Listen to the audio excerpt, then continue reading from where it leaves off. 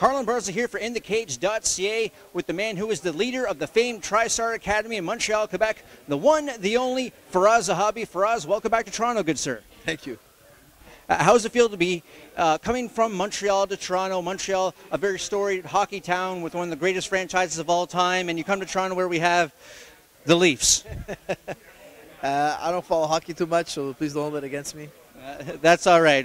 You know, they're looking for a coach, so if you ever think about switching sports, I know they'd love to have you. I think I can make a difference. I can help them with the fighting on the ice, you know. They need all the help they can get, believe me. Well, I wanted to talk to you about Rory MacDonald. Of course, he's got Hector Lombard coming up soon. But how did you feel when Rory was passed over after he was already promised that welterweight title shot?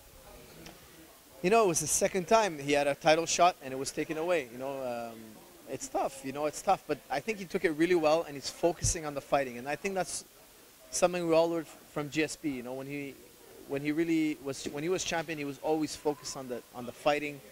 He was always very good with not doing too much PR. He was always very good with not vacationing too long, not getting out of shape. He was very serious about the focus, and I see the same focus in Rory. You know, they derailed his title shot twice. You know, I understand it's what the fans want. They're doing, you know, they're trying to put the fights together the fans want to see, and he stayed focused, man. And for me, that makes it's a really good sign that he's going to be champion.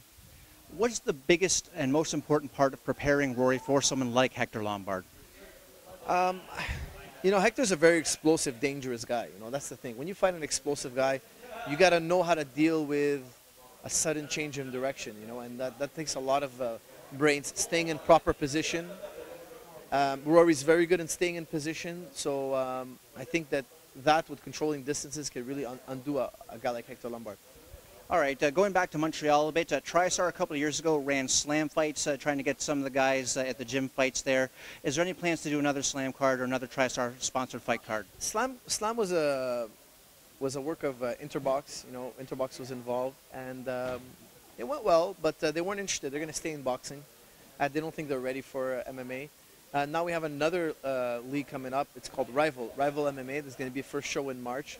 The scene in Montreal, the MMA scene is growing. You see a couple of new shows peeking out here and there, and hopefully it keeps going because we need a stage, a local fight organization to keep us going strong, because we can't just go straight to UFC. You know, fighters have to fight, and it's hard at that level to fly in fighters to other places, because you know it's an extra cost. You know, you bring in a guy who's going to make $500, but his plane ticket and his per diem and his hotel costs more than his purse. So we need local shows. It's hard for us to fly in fighters. It's not easy to put together. The budget is low, but we need them. Why? Because you can't get to UFC without a few good fights under your belt. And your younger brother Eamon is fighting on that card in March, is he not? Yes, he is. And how do you view Eamon's progress so far as an MMA fighter? I think he's doing good. You know, I think he has my name, so a lot of people expect him to do amazing. I think a lot of people expect him to fight a guy in UFC already. But I mean, just because he has my name doesn't mean he shouldn't go through a natural progression. He has 3 fights. He has 3 wins. The next fight should be a guy 4 or 5 fights like him, and slowly make his way to UFC. Hopefully, if not, you know, let's see. You know, I try to treat him like all the rest of the fighters. Just because he carries my family name, I don't feel I should put more pressure or less pressure. Just let it be. You know, whatever happens, happens. You've been in the sport since 2000. You've pretty much seen the sport grow up. What's the biggest change you've seen over the years in the sport and how people react to it and train for it? I think people understand more what's going on. You know, in year 2000, 2001, guys would go to the ground, people would boo, guys would pass the guard, people didn't know, guys would get mount, they didn't know. Now a guy does this little thing like remove a hook or establish side control, and then people are cheering. I love that. People are starting to know what's going on. You know, a guy's putting on an arm triangle and people are like cheering even before it's halfway done. They see it coming now, and that's exciting because people now understand who's really winning and who's not, a little more than before, a lot more than before. I read a great interview with you on SureDog, where and the one takeaway that really spoke to me was you don't want to see fighters have a particular style that they're kind of married to, that they should always be adaptive. Working with the kind of guys you work with, is it hard to try and kind of break habits sometimes once a fighter has found a style that they feel works for them? I'm lucky with my guys because I have such a good wealth of coaches that it's not a cookie-cutter program where you come in and this is what we do. We have a lot of breathing room, you know. We get together once a day. The other part of the day, you can do what you want. You know, if you need more striking, go ahead and do striking with the coaches that's striking. If you need more jiu-jitsu, well, guess what? There's jiu-jitsu going on. On the same night, we have striking, jiu-jitsu, wrestling going on. Choose, take your pick. You might need more wrestling than I do, so go hit the wrestling club. we have a really good training system. You know, it's not cookie cutter, so there's room for personalizing your style, and I encourage my guys to do that. And you were in Saskatchewan recently working with Charmaine Tweet briefly, and Charmaine has a shot coming up against Cyborg Justino for that Invicta 145 title. How do you think Charmaine Tweet matches up with Cyborg? I think very well, actually. They're both Muay Thai fighters. I think Charmaine, you know, we talked about a lot of little strategies. I actually sparred with her, worked with her, got together with her team, excuse me. And I really think if she takes to the game plan, and I think her team is really on board, and we all agreed, and everybody kind of like gelled really well. And I think if they're coming up with a really good game plan, if she sticks to that game plan, I think her and her team will shock the day. Well, that would be something to see. And one other thing I want to ask you about, you were involved in launching Fund to Fighter, which was kind of a crowdsourcing for MMA sponsors. I thought that was a really unique idea. How is that going so far? It's going really well. You know, a lot of guys are getting you know, extra money to get their fights. Little local shows. Guys are making $2,000-3,000, but guess what? That's more than what they're getting paid to fight. And now with Reebok stepping in, I think there's going to be a lot of money for the local shows now.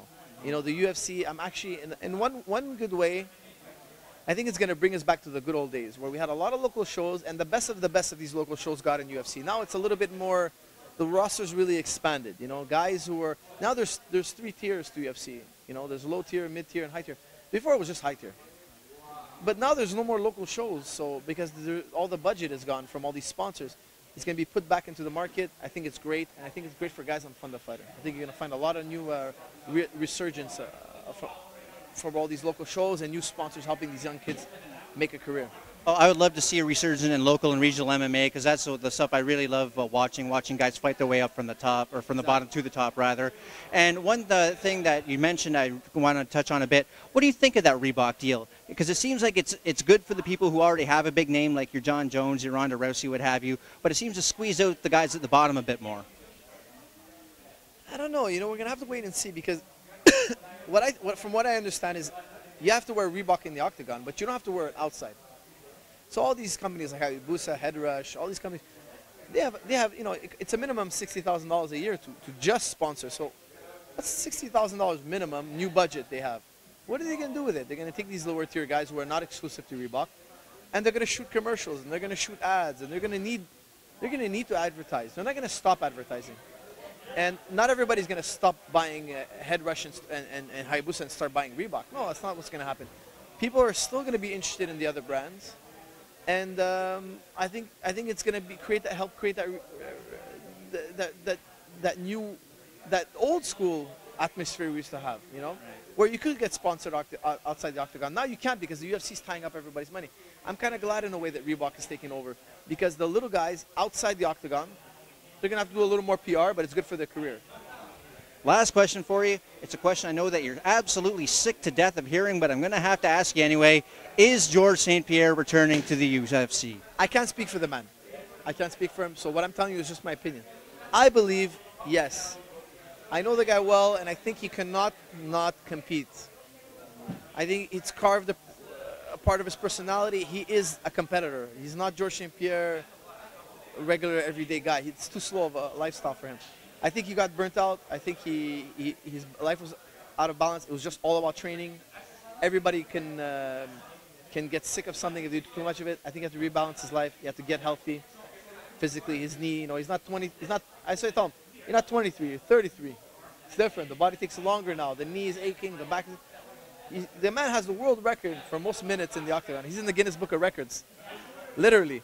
So, I mean, the guy needs a break to slow things down. And I think, personally, when he slows things down, he's going to have a lot of motivation to go back in. Well, we can only hope. And anything else you want to leave Canadian fans with? Come visit us at TriStar Gym and keep supporting the team, please. Thank you.